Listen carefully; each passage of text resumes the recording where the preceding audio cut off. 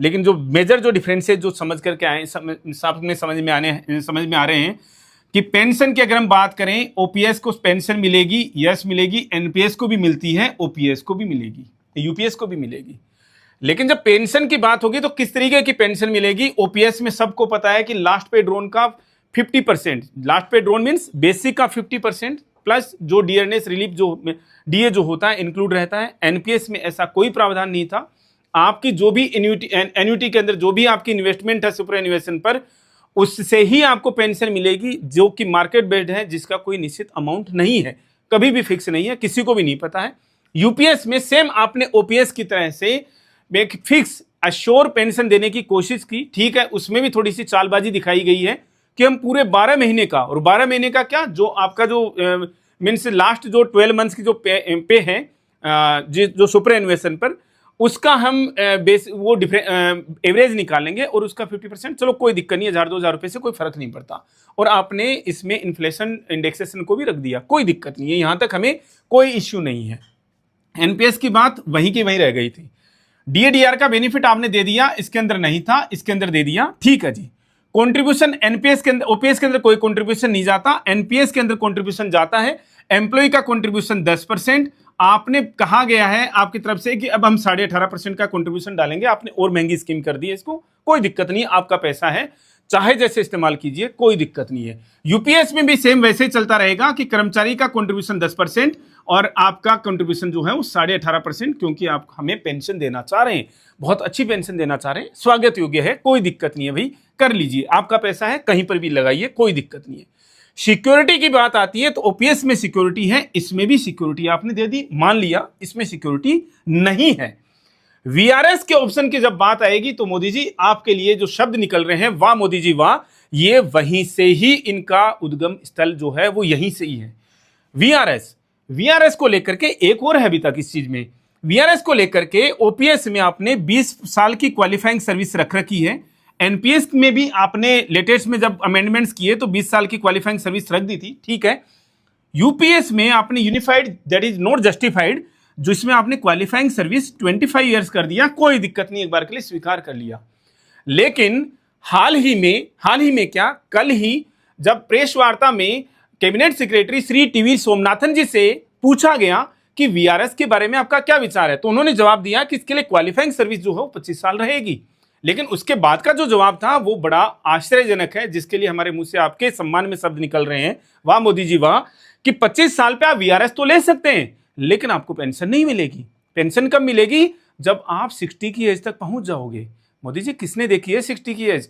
तभी तो बेचारा वो ले रहा है ना, वो तभी तो बेचारा वीआरएस ले रहा है। और सबसे बड़ी बात, आदरणीय मीन्स हमारे लिए तो कैबिनेट सेक्रेटरी हैं, सभी ऑनरेबल हैं, आप लोग सभी लोग ऑनरेबल हैं, माननीय हैं, उनके हिसाब से मेरे मन में एक भाव जो है वो बार बार आ रहा है कि हर एक कर्मचारी जो एनपीएस के अंतर्गत फिलहाल लाभार्थी है और जो चाहता है कि मैं यूपीएस में स्विच कर लूं, एक बार के लिए मान लें, तो वो अपने आप को क्या फील कर रहा है कि वो प्रिजनर है, जिसे बंदी बना करके रखा गया है। आपको 60 साल तक की जेल काटनी है। 60 साल तक की जेल का मतलब आपकी 60 की उम्र होने तक की जेल आपको काटनी है। लेकिन आपके पास में एक ऑप्शन अवेलेबल है, हम 25 साल पे आपको छोड़ सकते हैं, आप जा सकते हैं। लेकिन जो आपने 25 साल की जो सर्विस हमें दी है, जेल में जिस तरीके से कैदी बिताता है, समय बिताता है, और उसको कुछ मेहनताना मिलता है, जो सजायाफ्ता जो कैदी होते हैं उनको मेहनताना मिलता है, वो जो आपका मेहनताना है वो हम आपको आपकी इस क्वालिफाइंग सर्विस के बाद में नहीं, आपके सुपर एन्युएशन की डेट्स पर देंगे। मोदी जी समझ में नहीं आ रही ये चीज? माननीय है आप हमारे लिए, और आपसे देश का हर एक कर्मचारी आपकी तरफ ही केवल आस बांध करके देख रहा था कि कोई ना कोई बड़ा डिसीजन आप लेंगे हमारे फेवर में। यहां से ये यूनिफाइड जो पेंशन स्कीम है वो जस्टिफाइड नहीं लग रही है। दूसरी चीज, अगर आप इसमें देखें तो हमारा कंट्रीब्यूशन मींस एम्प्लॉय का कंट्रीब्यूशन जो 10% जाता रहेगा, आपने उसकी ऐसी हालत कर दी है कि मुझे पैरेलल में अंग्रेजों की याद आ गई। हमने अंग्रेजों को देखा नहीं है, लेकिन जिन्होंने भी हिस्ट्री की किताबों में लिखा है, सही लिखा है, गलत लिखा है, और जो सही है फूट डालो, राज करो और फूट डालो, राज करो। मैं यहां पर ये वाली बात किस परिप्रेक्ष्य में कह रहा हूं कि अंग्रेजों ने जहां जहां पर भी राज किया, या दूसरी तरफ से कहें दुनिया में जहां जहां पर भी दो देशों के बीच में लड़ाइयां हैं, दो देशों के बीच में युद्ध हैं, चाहे से हम रशिया यूक्रेन की बात कर लें, हालांकि उनका अपना लड़ाई है, वो तो चलो ठीक है, कोई बात नहीं। फलस्तीन और इजराइल की लड़ाई है, भारत पाकिस्तान की लड़ाई है, भारत का बांग्लादेश की सीमाओं के साथ में जो विवाद हो रखा है, मीन्स कई अलग तरीके से जो चीजें हो रखी हैं। इसके अलावा चाइना ताइवान जो चल रखा है, और भी दुनिया में जितने देश की सीमाओं को लेकर जितने विवाद हैं, वो अंग्रेजों के पैदा किए हुए हैं, जानबूझ करके पैदा किए हुए हैं, ताकि हमारा काम चलता रहे। और हमारा क्या काम चलता रहे? हमारे हथियारों की बिक्री होती रहे। लेकिन मोदी जी, आपको तो कोई हथियार बेचने नहीं है, लेकिन मुझे यह समझ में आ रहा है कि आपको हथियार तो नहीं बेचने, लेकिन आप किसी कर्मचारी को यूनिफाइड पेंशन स्कीम इंट्रोड्यूस करने के बावजूद भी आप इसमें शायद स्विच नहीं करने देना चाह रहे। रीजन, क्योंकि हमारा जो 10% का जो कंट्रीब्यूशन है, उसको तो आपने मतलब मिलेगा ही नहीं, हमें देखना ही नहीं है। तो हमने ऐसे कौन से पाप किए हैं कि हमें वो 10% का कंट्रीब्यूशन जो है वो मिलेगा नहीं, और आपने उसकी जगह पर हमें एक तरीके से मैं कहूँ कि क्या झुंझुना पकड़ाया है कि हर एक साल मतलब हर 6 मंथ्स का एक कंट्रीब्यूशन। और वो एक कंट्रीब्यूशन कैसा कि आपकी बेसिक पे का, बेसिक प्लस डीए का वो जो 10% बनता है, मतलब वही कंट्रीब्यूशन हमारा। मतलब इस 25 साल पे भी अगर कोई एम्प्लॉय छोड़ना चाहे, या मान लीजिए 30 साल की सर्विस करता है कोई एम्प्लॉय सुपर एन्वेशन तक, अब वो तो सर्विस नहीं रही, कोई छोड़ेगा नहीं, वीआरएस तो आपने खत्म ही कर दिया इनके लिए, कोई बात नहीं जी। किसी ने 30 साल की सर्विस की तो उसको क्या मिल जाएगा? 60 कंट्रीब्यूशन का पैसा वो आप वापस देंगे। कितना होगा जी वो? और उसमें एक बड़ा जो टैग जोड़ा ना, it will be additional to gratuity. वो ऐसा लगा कि ये कोई भारी भरकम अमाउंट है जिसको हमें 2-4 सिक्योरिटीज रखने पड़ेंगे, जिसकी मतलब बैंक वाले तो मना कर देंगे, बैंक वाले कि भैया इतनी बड़ी अमाउंट हम कहाँ रखेंगे, तो हमें 2-4 सिक्योरिटी पर्सनली हायर करने पड़ेंगे उस पैसे को रखने के लिए। जब एक्चुअल में मैंने जब एक्चुअल में कैलकुलेट किया तो वो अमाउंट तो 5-7 लाख रुपए नहीं आ रही मोदी जी। तो हम इस चीज के लिए बड़े रुष्ट हैं आपसे, और रुष्ट होकर के हम कर भी क्या लेंगे? वैसे अपना रोष प्रकट कर सकते हैं कि ये आप हमारे साथ में, कर्मचारियों के साथ में क्या है, हम भी भारत देश के नागरिक हैं। हमें प्लीज आप अलग मत समझिए, अलग मत कंसीडर कीजिए। ये जो दो बड़ी चीजें, हालांकि खैर मीन्स हर एक का अपना अपना विचार हो सकता है। कोई कहते हैं कि भैया हमें तो हूबहू मीन्स एक्चुअली ओपीएस चाहिए। हम बार बार कह रहे हैं कि भाई नाम बदलने की जहां पर बात आ रही है, पहले ओपीएस फिर एनपीएस, और अभी उसी चीज का नाम बदल करके आप कह रहे हैं कि साहब ये यूपीएस जो है ये ओपीएस ही है, ये नाम बदला हमने और बेटर स्कीम है। तो हम कह रहे हैं इसका एक बार फिर से वापस नाम बदल दीजिए चाहे से, लेकिन ये दो चीजों पर प्लीज ध्यान दे लीजिए, जो कि दो सबसे बड़ी कमियां हैं। आप हमारा पैसा दे दीजिए वापस, जो भी कॉर्पस बनेगा हमारा, जिसमें रेशियो था। मैथमेटिशियंस आपके पास में बहुत सारे अच्छे अच्छे आर्थिक सलाहकार हैं, उनसे उस समय पूछ लीजिएगा कि इस पर्टिकुलर एम्प्लॉय का कितना कंट्रीब्यूशन था रेशियो के अंदर, और हमें वही चाहिए जो टोटल कॉर्पस बन जाएगा ब्याज के साथ में, हमें उसका केवल और केवल वही रेशियो के अंदर दे दीजिए। और एक आधी चीजें यहां पर देख लीजिए, और एक आधे सुधार और जो अभी तक समझ में नहीं आ रहे हैं, अभी तक तो गैजेट आया नहीं है, जो देखने के बाद में पता चलेगा। आपसे हाथ जोड़ करके विनती है, कर्मचारी आपसे हाथ जोड़ करके विनती कर सकता है, और कोई दिक्कत नहीं है। जब कोई भी टीवी न्यूज चैनल खोलते हैं या आपके किन्हीं मंत्रियों से, माननीय मंत्रियों से पूछा जाता है, तो कहते हैं कि साहब ओपीएस पे स्विच करना फाइनेंशियल बर्डन है। हमें पता है वो किस तरीके का फाइनेंशियल बर्डन है, कि हमें तो हम आप बार बार कहते हैं हमें बुला लीजिए आप मीटिंग में कभी भी, हालांकि हम बड़े आपके सामने इतना ओहदा रखते नहीं है। हम प्रूव कर देंगे कि एनपीएस जो है वो ओपीएस की बजाय में बड़ी महंगी स्कीम है। आपके सरकारी खजाने से एनपीएस में बहुत ज्यादा पैसा जा रहा है, इतना आपसे कर्मचारी मांगता ही नहीं ओपीएस के अंदर, ओपीएस के बेनिफिट्स में। रीजन, क्योंकि ओपीएस लेने वाला कर्मचारी, और ऐसा नहीं कि एनपीएस लेने वाला कर्मचारी अलग से, भारत देश में किसी भी कर्मचारी की औसतन आयु किसके लिए, पेंशन रिसीव करने के लिए, पेंशन लेने के लिए 10 साल से ज्यादा नहीं है। कहने का मतलब कोई 70 साल से ज्यादा नहीं, जरा एवरेज की बात कर रहे हैं। कोई पर्टिकुलर 90 साल जी जाए एक अलग बात है, लेकिन एवरेज ये 10 साल पे आता है।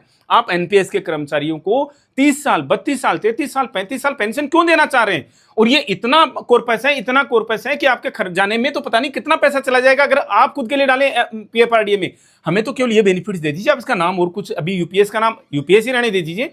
अगर आपको अभी भी ये जस्टिफाइड नहीं लग रहा, कोई दिक्कत नहीं है, कोई नाम रख लीजिए, लेकिन एटलीस्ट कर्मचारी के पैसे को तो आप इधर उधर मत कीजिए। हमारे पैसे को तो, ये 10% हमारा पैसा है सर, इसको मत कीजिए ऐसा कि आपने उसको, हमें एक अलग ही फॉर्मूला, किसके दिमाग की उपज है ये, मुझे तो समझ में नहीं आ रहा। मतलब ये आपके आर्थिक सलाहकार जो हैं वो कहां से इस तरीके की चीजें लेकर के आ रहे हैं कि यार ये 110, मतलब इस तरीके के फॉर्मूले मुझे नहीं लगता कि कहीं पर, मतलब मुझे शब्द समझ नहीं आ रहे कि कौन सी किताब से उठाई गई हैं चीजें।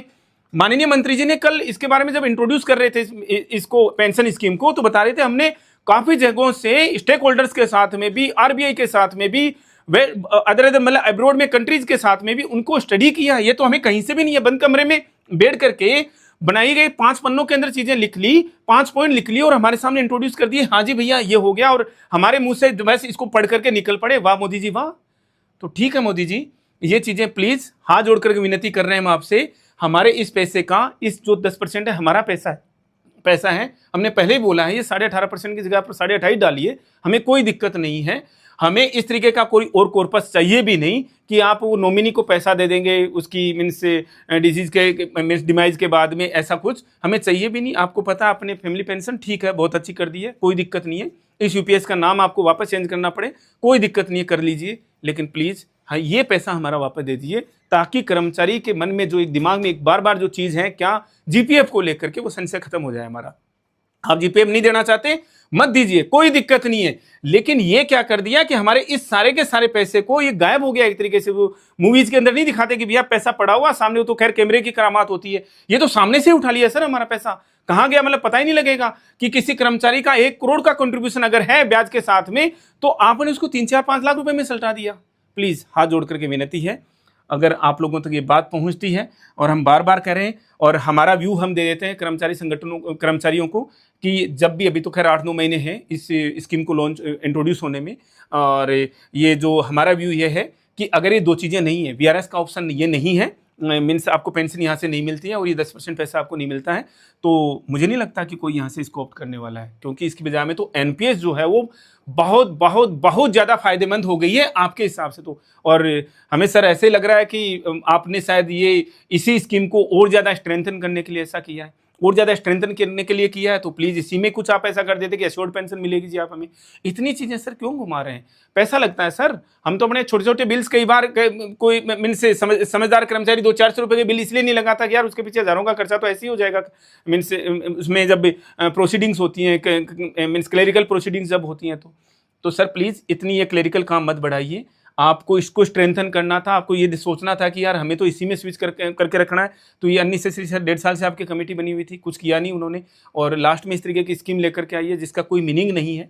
ठीक है आपने शॉर्ट पेंशन दे दी, कोई दिक्कत नहीं है, लेकिन सर ये क्या किया, मुझे सर वीआरएस जाना है तो मतलब मैं 25 साल पे वीआरएस चला जाऊं और मेरी एक्चुअल सुपरएन्युएशन की डेट आएगी इसके भी 8 साल के बाद में, मतलब मैं 8 साल क्या खाऊंगा सर, मतलब मुझे समझ में नहीं आ रहा। मुझे या तो माननीय जो cabinet secretary Shri T V Somanathan ji हैं उनको आइडिया नहीं था, और मुझे नहीं लगता कि उन्होंने बिना सोचे समझे कुछ बोला होगा, उन्होंने किसी पत्रकार के सवाल के जवाब में बोला है कि हम 25 साल पे उनको पेंशन नहीं देंगे, आप जा सकते हो। और मेरे को वाकई में वापस दोहरा रहा हूं सर, मुझे एक प्रिजनर वाली फीलिंग आ रही है कि आपकी सजा पूरी हो गई, आप जा सकते हैं घर पे, लेकिन आपको पेंशन जो है, जो आपका मेहनताना है, वो इसके भी 6-7-8 साल बाद जब भी आपके 60 की एज हो जाएगी तब मिलेगा।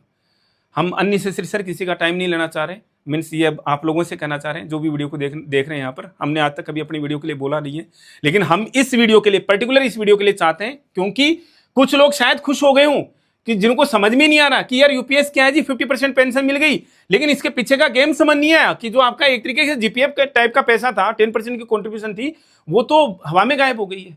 इसलिए सब लोगों से अनुरोध है कि इस वीडियो को आज हम पहली बार बोल रहे हैं, हमारे लगभग 400 से ऊपर वीडियोस होंगे, हमने पहली बार हम बोल रहे हैं कि इस वीडियो को प्लीज शेयर कीजिएगा ताकि लोगों, मैक्सिमम लोगों तक पहुंचे कि यूपीएस क्या है और एनपीएस क्या है। आज की डेट में भी, एज ऑन डेट, ये NPS is better than this UPS, means unified pension is not justified. इस सेशन में इतना ही, मिलेंगे वेरी नेक्स्ट अपडेट के साथ। Thank you.